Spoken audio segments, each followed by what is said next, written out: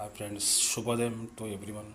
అందరికీ శుభ సుమాంజలి తెలియజేస్తూ రాజేష్ రోల్ వైడ్ మీడియా నుంచి మనం ఒక చిన్న టాట్ వచ్చింది.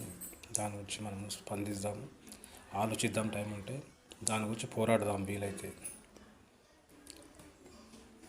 విషయానికి వస్తే ఏంటంటే, తెలంగాణ రాష్ట్ర పరంగా 31 జిల్లాల వారీగా మధ్యతరగతి వ్యక్తులు, నిరక్షరాస్యులు, అక్షరాస్యులు, నిరుద్యోగులు 4 రకాల మంది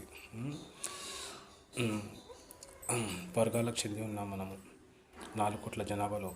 కాకపోతే ఇక్కడ వచ్చేసిందంటే, మనకు వలస వచ్చే కార్మికులు అంటే ఇతర రాష్ట్రాల నుంచి మహారాష్ట్ర కానీ, బీహార్ కానీ, ఉత్తరప్రదేశ్ కానీ, మధ్యప్రదేశ్ కానీ, ఒడిశా కానీ ఇలాంటి సందర్భాలు ఒక 5-6 రాష్ట్రాలు మనము భారతదేశంలో నుంచి మనం తెలంగాణ రాష్ట్రపరంగా తీసుకుంటే ఈ 6 రాష్ట్రాల వారి నుంచి వాళ్ళు ఏంటంటే భవన నిర్మాణ కార్మికుల వారి పట్ల ఇంకో విషయం ఏంటంటే గ్రహించాలి.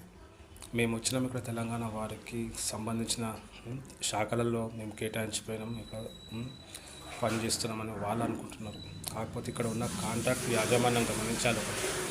మన దురదృష్టకరం ఏంటంటే, వెనుకబడిన జిల్లా ఉంటుంది, వెనుకబడిన రాష్ట్రానికి వెనుకబడిన తరగతులకు ఒక శాఖ మంత్రి ఉంటారు. ప్రస్తుతానికి మనకు వెనుకబడిన శాఖ మంత్రి లేకుండొచ్చు, ఉంటే ఒకవేళ ఆ శాఖ మంత్రి కూడా కొద్దిగా ఆలోచించాలి. ఎందుకంటే మా రాష్ట్రంలో పొరుగు రాష్ట్రాల నుంచి వచ్చిన యువకులు ఇక్కడ, ఎందుకంటే ఒక బంధువు మన ఇంటికి వస్తే 1 రోజు 2 రోజులు ఉంచుకొని 3వ రోజు తరిమి పంపించేస్తాం.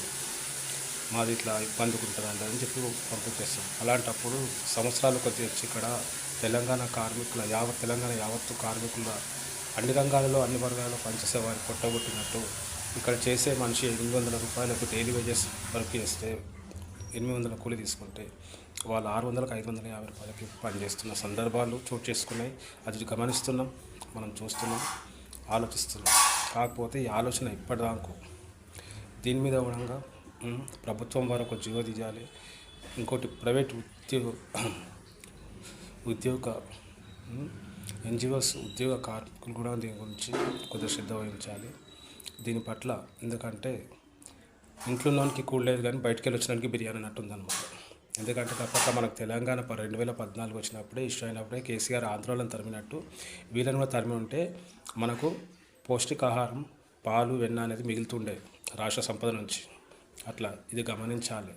పొరుగు రాష్ట్రాల వారి నుంచి వచ్చిన వారికి పట్ల చూసి ఆలోచించి ఉండండి friends. Okay, meet me please support my channel.